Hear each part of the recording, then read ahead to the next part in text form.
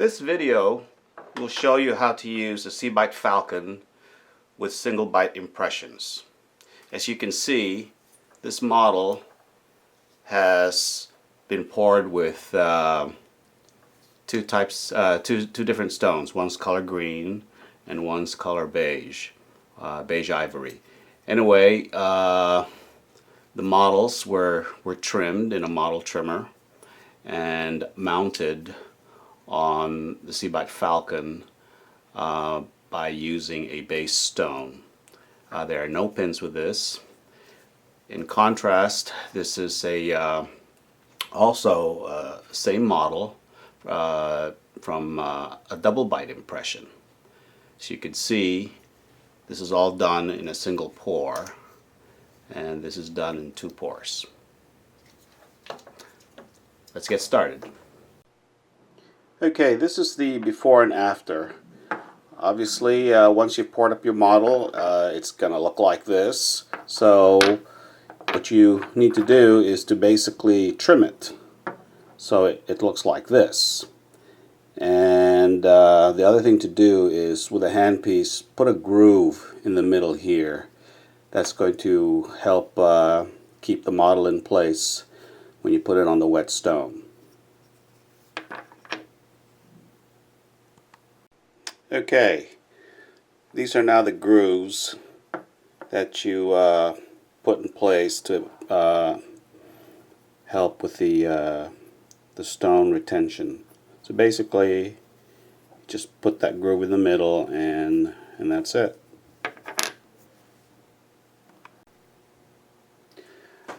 Okay, after I've trimmed the bottle for both the mandible and the maxilla, I trimmed enough so I have a good balance. As you can see here, I'm lining, basically getting a view here where it centers with the ball, which is a good balance. Okay, so now I will also show you how to place it where you have good position before you actually put the stone in there. So there is plenty of room up front, and it is centrally positioned, and then from the top also you could see that it is balanced on both sides. I've also added this groove in here. It just helps to have better retention with the stone, and you know, once you have the dental stone on there and then you integrate this together, it'll just hold better when you've got that groove. I mean, this is optional, but it's just, you know, it just helps to ensure that the stone will integrate well. But it is optional, and this is done with a handpiece. Okay, now that I've determined that I've trimmed the model just right, so I have a good balance between the mandible and the maxilla. Now I want to basically hand articulate this, make sure I have the proper bite. Once I've got that bite down correct, absolutely make sure that the bite is correct. When you have that, what you're going to do is we're going to temporarily just glue this. You want to be able to lock that bite position before you pour the stone. So I'm just going to temporarily glue it with some glue here, some hot glue. Okay, now I'm just going to add a little bit of a glue. That's good. You add it there. You add it right here too. And I would add it right about there.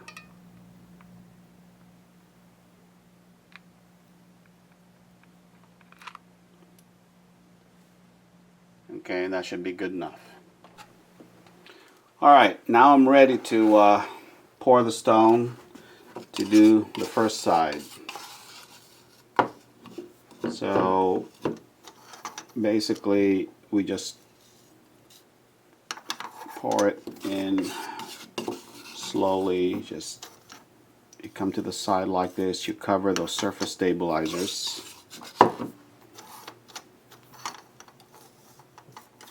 And let the stone fall in there.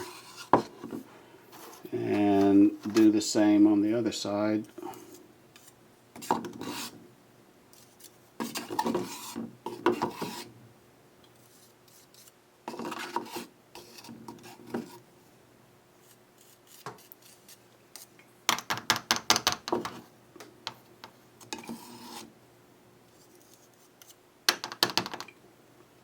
It's not necessary to use a stone vibrator to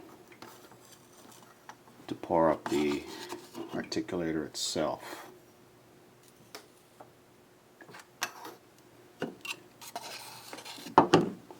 So just add another layer on top. Oops.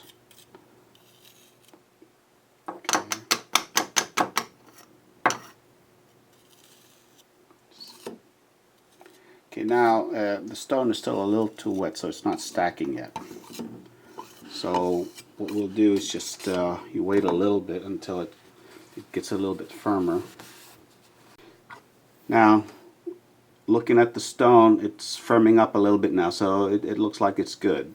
Now, before you do anything, what you want to do is just wet the bottom, so it'll help to integrate with the stone. Now I'm going to place it right about where I had it before, which is right about there. I have my space up front and I have my space in the back. Okay, now notice how that I'm using a green color dye stone. I did that on purpose so you could see that this wasn't done with a double bite impression tray, and this is a technique here so you could see the part that we had shaped with a bottle grinder. And now we can start shaping it up a little bit.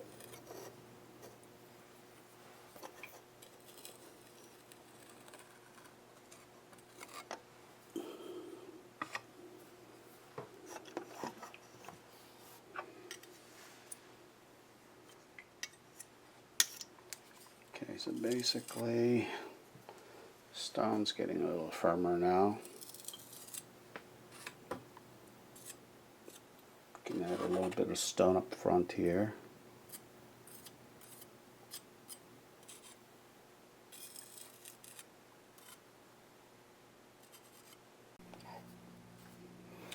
Alright, the stone has set even more, so this is a time when you really start to try and shape it. You want to get rid of any extra stone that you don't really want. Now there's also a technique to create a V shape. In other words, really make it hug right with the wall of the articulator, but keep a little bit coming outward, flaring outwards a little bit there, kind of like a V shape. That way, once you section the dies, you could easily pull them off. Granted, the prep die is probably going to get all trimmed anyway, and you're not going to be able to maintain that shape, but at least the other dies you could do it. Okay, so basically that's already pretty good, and you can let it set now. Okay, we're ready to do the other half. So it's the usual technique of pouring the stone in.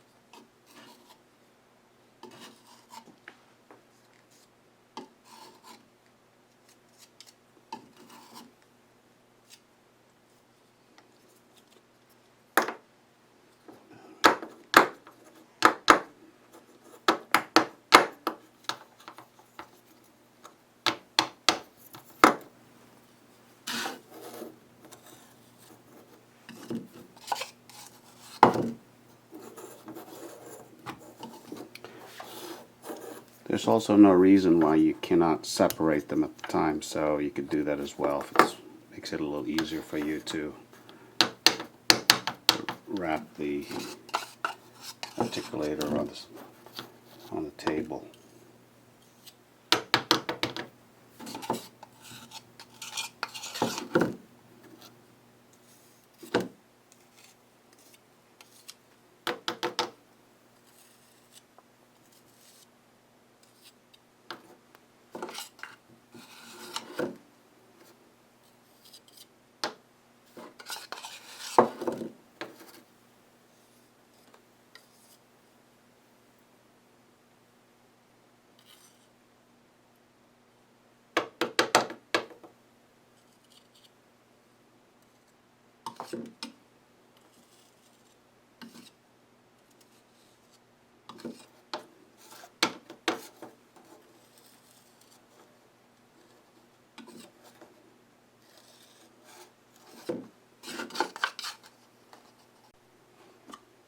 Okay, it looks like it, yeah, it's starting to firm up now.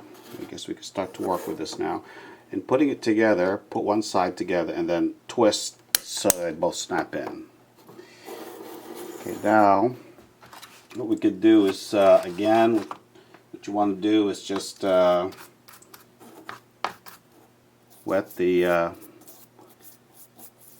surface where you have that groove, and we can also add a stone there.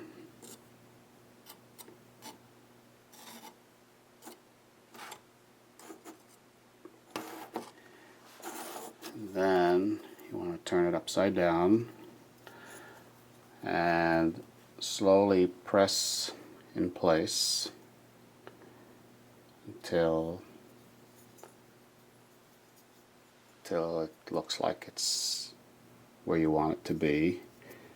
At this point you can remove the excess stone.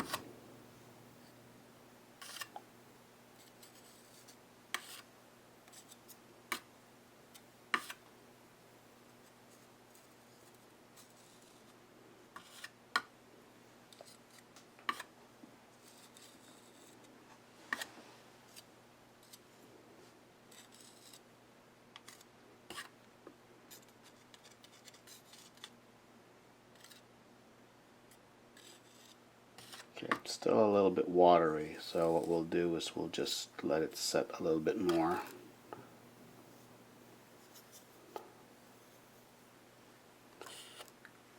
You can shape it more with your fingers.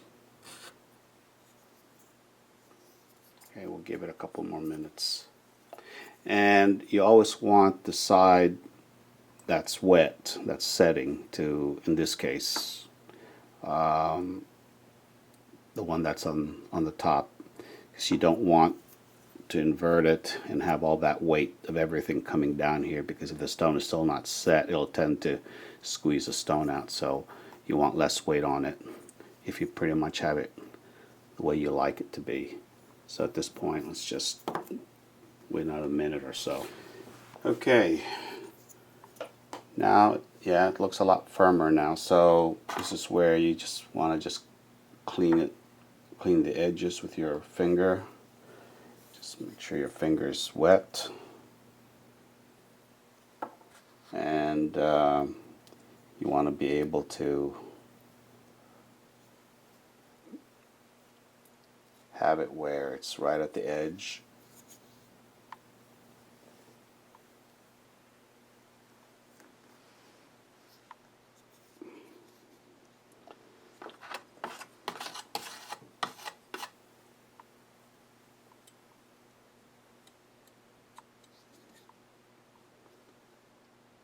And just remove any excess stone, because you don't want to be trying to grind off a lot. And that's it. I think just remove some sharp edges there, and you're good to go. Okay, now it just needs to set. Again, keep it upside down.